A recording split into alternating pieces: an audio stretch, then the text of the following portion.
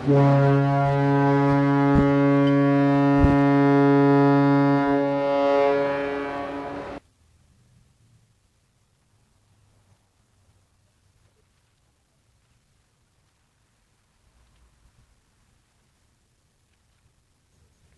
there, folks.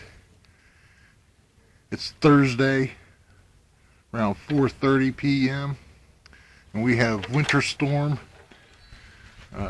approaching us for this weekend, Sunday through Monday. But as you can see, that's pretty much a cloud in the sky, maybe a real one.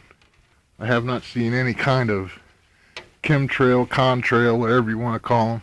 I will be watching the skies for the next 4 days. Well, at least tomorrow and the Saturday. Saturday it's supposed to be up to like 48 degrees here in Ohio.